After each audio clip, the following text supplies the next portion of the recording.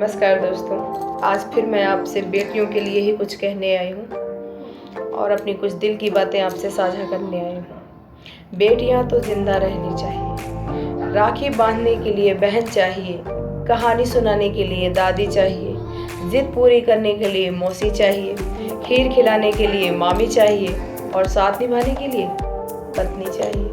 पर इन सभी रिश्तों को निभाने के लिए बेटियाँ तो बचनी चाहिए, बेटियां तो जिंदा रहनी चाहिए।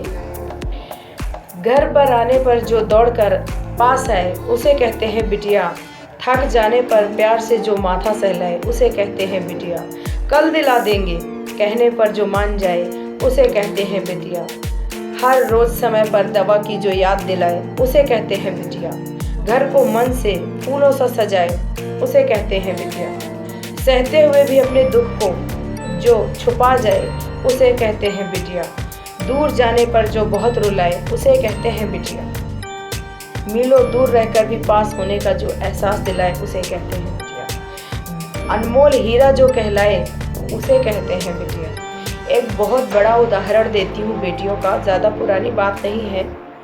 2 नवंबर की ही बात है। बराड़ा कस्बा में रूढ़िवादी परंपराओं को तोड़ते हुए 2 बेटियों ने न केवल अपने पिता की अर्थी को कांधा दिया बल्कि उनके शव को मुखाग्नि भी दी।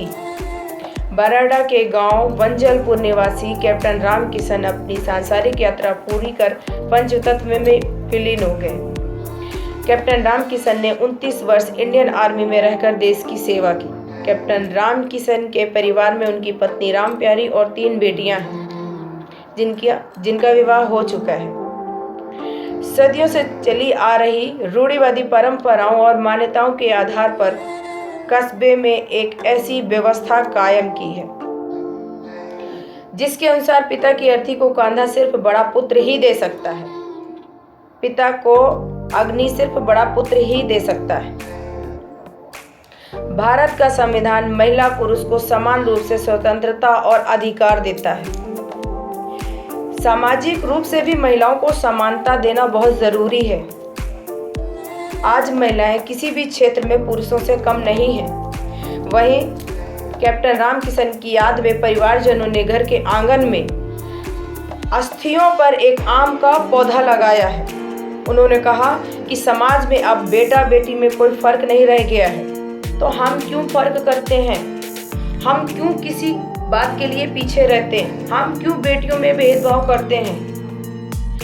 इन बेटियों से, इन परिवारजनों से हमें सीख लेनी चाहिए। ये हमारे लिए एक उदाहरण है कि इन्होंने अपने पिता को कांधा ही नहीं दिया बल्कि उनके सबको मुखाग्नि भी दिया और उन आंगन में उनकी अस्थियों पर एक आम का पौधा लगाया। हमें इनसे सीख लेनी चाहिए। बेटियों को पढ़ाना चाहिए, उन्हें आगे बढ़ाना चाहिए। बेटियां घर से बाहर निकलने में डरती हैं क्योंकि वो अपने आप को इस देश में असुरक्षित महसूस करती हैं।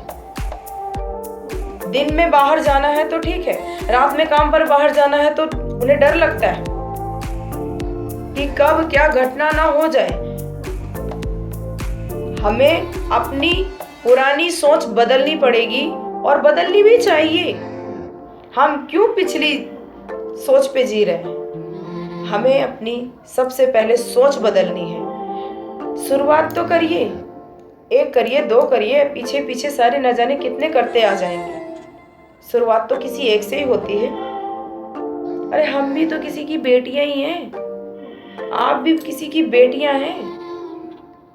हम बेटियां ही शुरुआत कर सकते हैं इस चीज की।